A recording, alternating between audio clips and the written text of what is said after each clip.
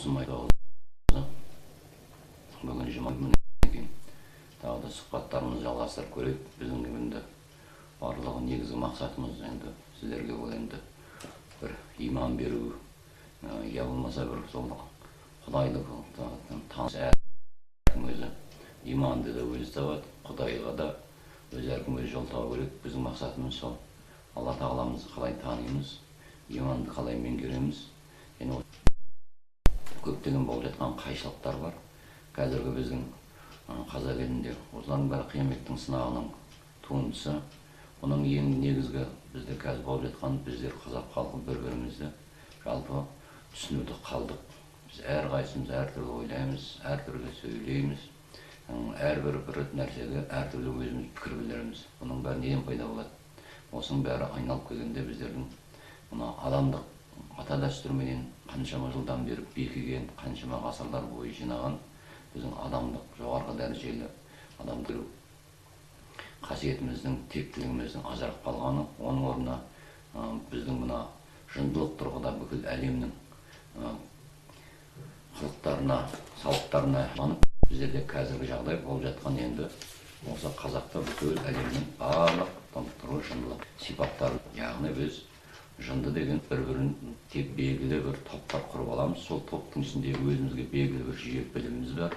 Сол топтың ішінде өзімізге түсінетін сондай өзімізіміз бар. Қылған нәрсені қылдай алмаймыз. Бұның бәрі не? Жындылық топтар дейді. Сол топ бірінші бөлек.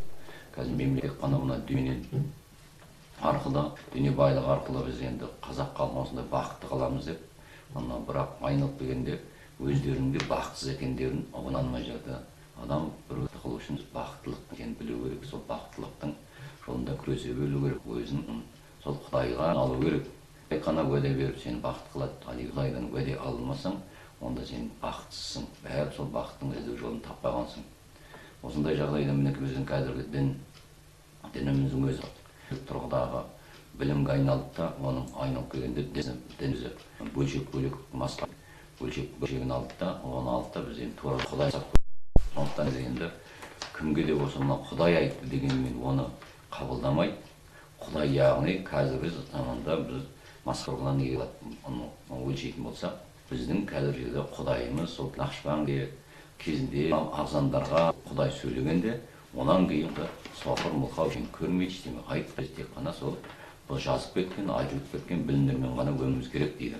Бірақ оның әрқайсысы Құранда ашық аяттар, қаншама аяттарды біз қазір оны өзіміз түсінгеннен кейін ол бір әшейін бір қойғанда Алла тағала біледі деп айналып өте шығады. Бірақ сол аяттар деген оның бәрі сол Абай шәкәрімнің ар жағында Яссауи Әл-Фараби атамыздан бастап ол ғылымы қазақ бар. Ол енді ғылымның өзінде қазір бізде ғылым деген зат өзі осы өмір сүру осында қарайда бір пайдалану, мейлі өзі мына дүниелік заттар болсын, соның пайда зиянын адамдықты сақтауға қызмет. Ал қазір біздің мынау әлемнен алған ғылымымыз олар білім арқылы, яғни адамдықты сақтауға ұмтылғанмен де әлемде қазір адамдық қаншалық қана бар. Осындай жағдайда қазір біздің енді мал жанғаным деген қазақтың несі бар. Біз мынау сендерге 8 түр жараттым. Сол 8 түрде мына 9 біздің кісілік 9 мына жанның болады, жанның 9 түрі болады. Сонымен бейнелену арқылы 70 пайда болады. 72 енді бұны оларында әлі қатып жазамыз. Ол 72 топ деуге қылық болады, 72 әдет. Сол әдеттер өздері бөлек белгілі бір жүйелермен байланып болады да, ал оларды басқарушы 7 негізгі жындық топ болады. Сол 7 негізгі жындық топқа біз белгілі бағынышта тұрамыз. Бірақ бір-біріміз қарсылдамыз.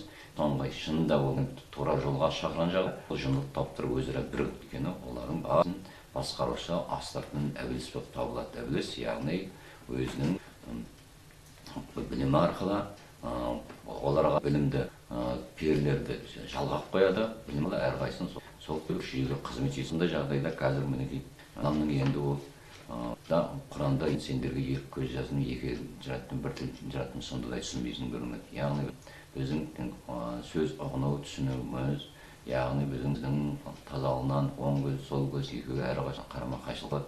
Оның сол оңын арасын мұрынмен қойған біздің иіс сезу қабілеті біздің мінекей көз көру қабілетімізде ол дұрыс болу керек. ал екі ерін деген өзі бір ерініміз осы бүкіл теріменен жалғанады да, екінші ерініміз жүрегімізбен жалғанып тұрады. Сондықтан соның өзі тағайсын жоқ сонда жындық деген қабілет ол біздің мына есту, ойлау, сөйлеу қабілеттерімен байланысты, және біздің жыныстық мына қуатты қабілетімен байланысты мына өмірге ұрпақ келтіру. Сондықтан жын дегеніміздің өзі әр осы қуаттарды алу жаратушы, яғни қаске жатады. Одан кейін ұғым бар қазақта осақ деген бұл тосын, бұл адамдан бөлек деп біздің алаңсыз өзімізді өзін тануымызға қазір ең дін мазһабшыларымыз, ішілеріміз тосқауыл қойды. Соған бұл кәне ел билікке бұл қолайлы, бұл білімді қауымдарға қолайлы, өйткені оны ізденудің қажеті жоқ. Түсінгер қазір ондағы атақты осындай бәрі қызмет жасап, осындай жағдайда кім мезгілі сан ескертулер болып жатыр. Бірақ бұндай жағдайда бұл жағдайда адамдардың арасына міндетті түрде алауыздық салу керек, халық өзара тұру керек. Сондықтан өзінің арасынан ғұлама, бұндай өзінің қызметшілер, сол жындар дәрежесі қызметші болады. Ол сол қызметшілер өнімді көрсету арқылы ішінде тасы көрге демалап тұрады. Сосын олар халыққа мінекей қазір біздің сондай ақын жазушыларымыз, біздің сондай осындай қоғамдағы ақпарат басында жүріп, ел басқару басында жүргендердің өзі осындай қазір әулестің тағайындап қойған қызылерін айналып алған әулесі. Қазақшылар дегеннің өзі долға жалған ең бір негізі, яғни қарапайым үшін біз мысалы орыстың нәсілі Қытай халқынан жоғары тұр, орыс нәсілі. Қытай халықтарының өте төменгі, және қаншама миллиардтар болғанмен де олар мына жәндік тұрғадағы өзі ішкен жеген тағда әлде қайда орыстан ажыратуын оқ тастап атын қаза деп қытайлық қылған сонысында есік ашып. Бұнан бір сипат, яғни адамда өзінің арам терін шыға деген мынандай құлықсыздық болады да, көбінесе олар мына жанауыз шығуға құмарлық пайда болады. Осы әрі осындай бір кішкентай деген болады. Кейінгі мына латын көшу дегеннің өзі де мынау кезінде менен әмір таныспен ақшамен қорғап алған жандардың осынша біз қалайда латын тілін, яғни біздің латын керек, ол ашылатын болса олар ғалым бола алмайды, халық оны жоғары қалайды, бірақ олардың болмасы келмейді. Фалсафатор жаңағы екі ұру бар. Біздің милиция, жаңағы таңбамен белгіленуінде де мән бар, негізгі таңбада. Сол сияқтардың саны әр нәрсенің өлшемі болады. Біздің арымыздың санының өзі 47. Міне осылардың бәрін бізде жоғалтып жатыр. Неге осындай латын таң көшін енді олай айналысып жатқандар бар. Бұлардың бәрі болашақта немерелерінен осылай көшіп, ертең немелерін османал осы балалардың осындай өмірдің соңына ұрпақтардың қызығын көрген кезде қай қасіретке ұшырайтын дегенмен де оны бәрі түсінбейді. Себебі не? Жынды дегеннің өзі ол емеден қорықпайды, ештемені Құдайдан қорқып өзі бір бейғалидан не қылады. Яғни олар өзін Құдайдан бәрі осындай өзі осындайдан қорқан намаз оқиды, не азанаған кезде Құдайдың сөзін тыңдауға құлқы жоқ. Ол Құдайдан тек бір жындылық сипатта ғана тек амалмен, білімменен, тек әлем ғана осындайдан, бірақ жүректерінде Құдайдан деген жоқ. Осындай жағдайда мінекей қазір тектіліктің термін ата-бабадан дәстүрім және жеті ата қауым менімен байланысты қазір көп үзіліп жатыр. Бұның бәрі енді сынақ айдан айға 6 айға қазір біз дайындап жатырмыз. 6 айға тағы да жариялаймыз. Бұл айда өзін қазір осы біздер тыңдеп жалғанып жатқандар, түс көріп жатқандар бар. Күні әрі қарай айналға мінекей оның да үлкен тәрбиесі керек. Бұндай ғылым мектебін біз енді бастап қалап аштық, яғни маңдай көзі алу, маңдай арқылы өз шындық керек. Қандай мінекей сынаққа түсейік, қандай да бір жаға ұшырайын, қандай болсын бар. Сол жақтамыз мінекей сол қолымыз ақыретпен байланысты, оң қолымыздың тағдыры бүгінгі дүниемен байланысты мінекей қолымызға арқылы жанады, оны әруақ деп атайды. Енді осы тағдырменен бар қуаттардың жүйесі жоғарғы сарғыш болады. Енді оның 14 деген ең төмен азған сипат қара түстермен байланысты. Қара кісі дейді, қара, яғни біздердің мынау жындардың өзін қараусаң басқарылатын тағдырмен басқа жындар бар. Ал енді тағдырдан деп арап, кез келгенге алып, осындай ең соңында біздің жындханада жатқан аурулағандар әр кез келген нәсілмен байланысты, қара нәсілдермен төмен дәреже нәсілдермен байланысты сол өзінің арсыздығына, әртүрлі жағдайға ол ішке кіріп алған жындар. Біз шатастырамыз да, әруақтың өзін жын деп, олар тағдырмен басқа ата-бабамыз келеткен жындар бар. Жын деген үш бұрыштық белгісі бар. Шыршын мысалы, адам атамыз, анамыз, мына қарағайдың жемісін деп және ол мінекей қазір біз шыршаны айналуымыз мына үш бұрышқа не осы мынамен байланысты. Яғни біз сол шыршаны алу арқылы мына жарастың бәрі осы жындармен мынау әлем бәрі. Сондықтан біз сола осындай жаңа жыл секіретіміз билейді. Сонан мына әйелдердің қарасаң қазір шалбар киіп жүреді. Кезінде бұл туралы кітабы есептік жүйесі жазылған, бірақ оны рұқсат берілген жоқ.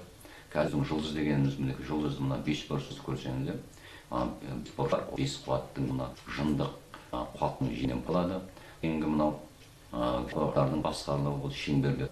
Тағдыр ол шеңбер күнде тұратын, ол енді көреді, ішінде бір құрт сияқты болып тұрады. Негізі ол жын, негіздің көзімізбен байланысты, көзіміздің жартысы өмір, болып жаратылыс жаратылыс дегеніміз жаратылыс.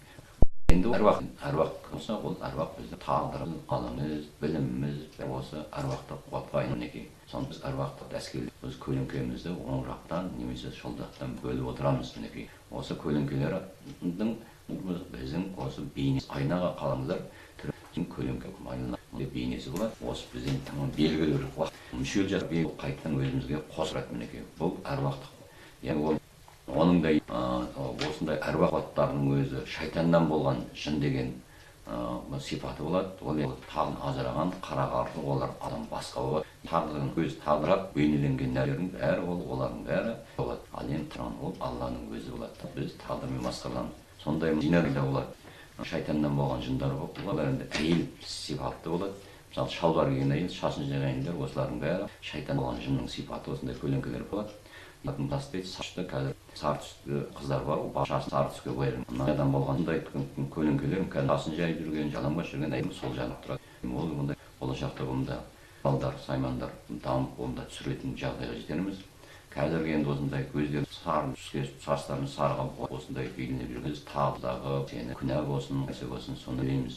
Таңыз болсын меңгеру бәрі тағдырмен байланысты. Біздің қазір қылығымыз, әдетіміздің бәрі осы тағдырмен байланысты.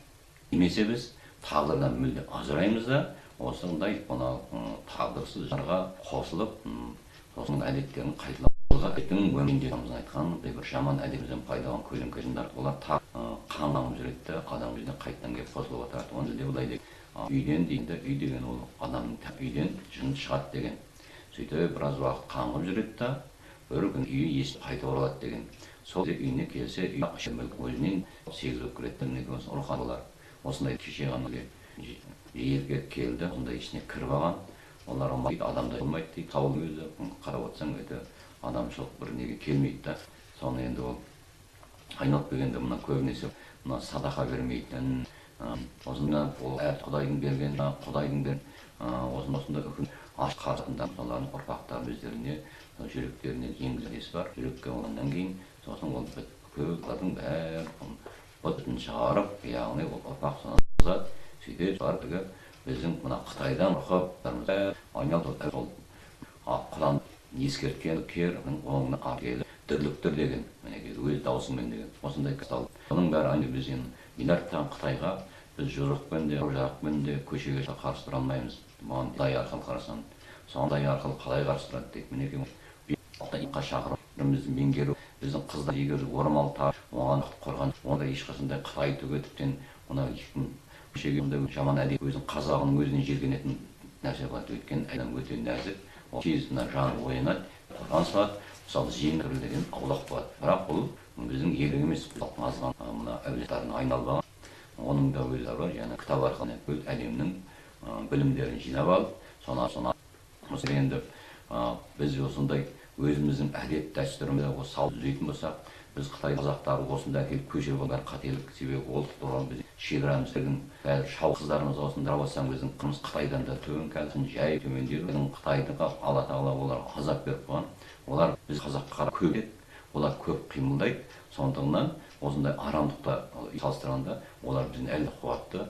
Сондықтан біз осындай кәдімгі ашып жүрген қараңғы айналып келгенде сенше сол жерді қорғап сен ұрпақтарың өткен оны неге олардың өздері үшін қалмай соны ойлау керек. Сондықтан осындай халықтың арасында таратып, олар түрінде жауабын алады.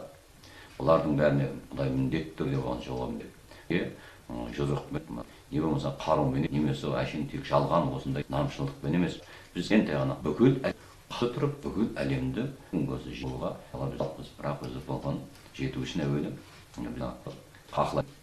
ел басшыларымыз, мына дін басшыларымыз, мына үлкендер қауымымыз онда ұзақ уақыт. Бұл да бір қазір қазақ халқында болатын қиямет жағдай. Оның мына алтарына жобаны осы Алла Тағала де береді. Біздің өзіміздің өзгеріс мұндай жаздың күні суық болып, жазы қар жаумайды. Өзінің рухани тазалығына сай біздің ауа райы да болады, нұр да болады. Жерімізде өмір сүре алмайды қай жағдаймен. Анық біздің дәстүрімізді қабылдау керек болады. Амал жоқ қозақ екен ақыл сұрайтын деген жер келетін болады. Ол үшін біз қазақтардың да екі ол жерге алғаннан кейін оны қылғаннан кейін өзлері әулиелердің бақылауында тұрады. Егер де ол жерде әулиелердің бақылауында болса, сол қазақ ауылдарының қытайлықтардың алдында бесі өседі.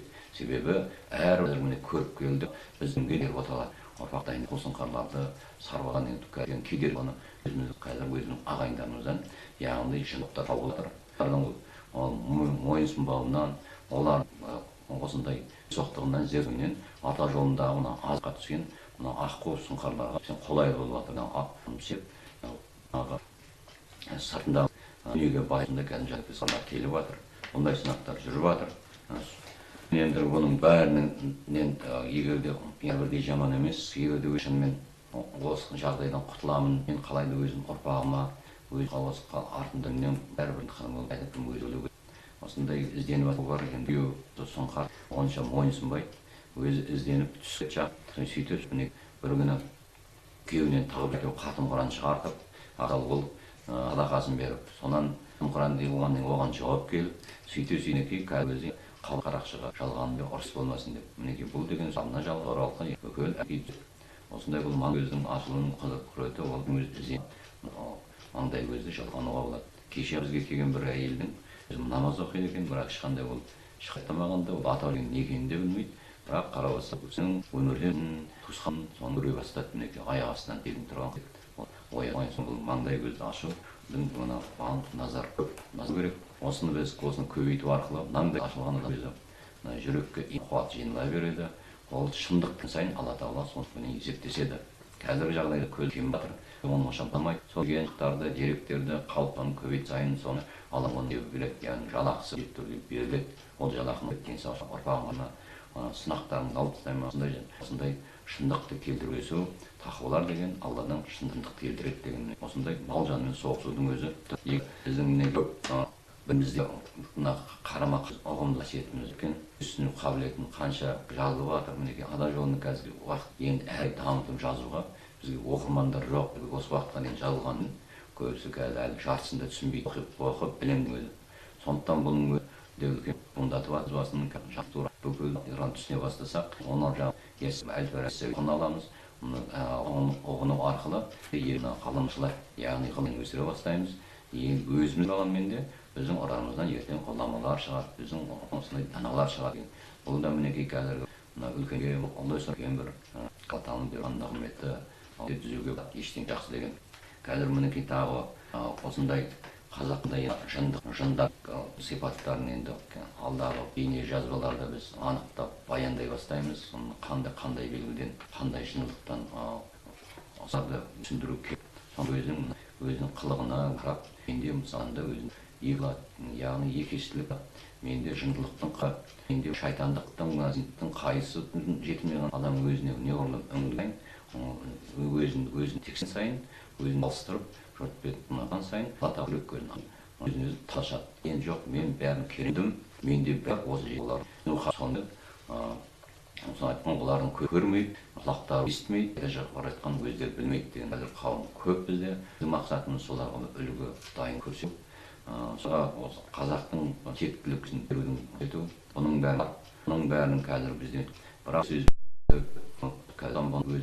қазір халық арасының сөзімізді әңгімелерінде онан қорытын жасап отқан ер азаматтар көбейіп келатыр. Мінекей әйелдер болса да осылар енді халыққа осы айтқан керек. Мінекей біз қалайда осы ақпаратты таратуымыз елбасының ол артық тыйым салынған кейін қолдан беріп отыр.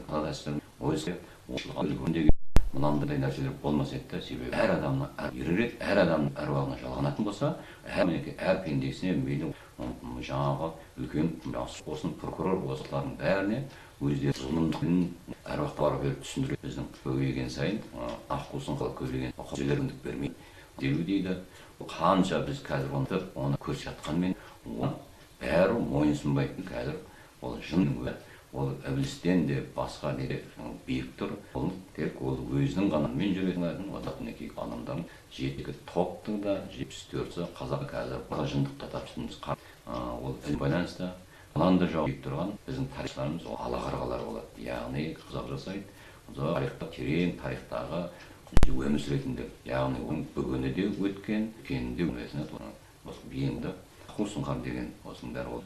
Біздің артымызда қалған соларымыз сол әрқадір қуатқа айнала тұру көп. Осы мына біздің әскер дейді, Құранды ескерткен қол дейді.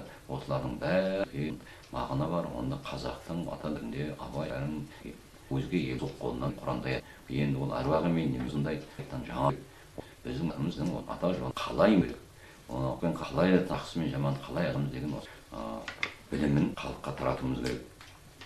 Ал арлы олайықтарыңыз болса, WhatsApp бар, басқа жазып жатқан жерін бойыңыз түрде оған не арып беріп отыр. Енді тағы бір сауалдар қандала болса, одан қалай тұрған, зікір арқылы Құран арқылы тазарған. Ол дәрежеде үшін ол бізге уақыт керек. Ал енді біз бар, қандың кәнді артып беремген, ол өткен ақымақтық болады. Біз ешкімді ондайдан қорқыптан Құдай ғана соны ахуалы, құлалы болмаса киялар, сол жәндіктермен күресіндіктерін ет, ауыл жасап құрыптар болсын біздің шатыр. Мына осының ауырайынан өз келгі амалымыз жаямыз, тағдыр пайда болады. Бұл да міне қайттың сынаға өзіміз жемей, бәрі ауырай түзеп, Құдай бізге бекетін шасып, жақсыны жинап алуын еркек мүмкін біледі дүниені табуды. Бірақ осының ең зақты көп осыдан ертең осы мал жоқ үйлік мәжбүр болады. Бірақ ол кеш себебі бұның бәрінің кетпенің басы. Екінші жауап олар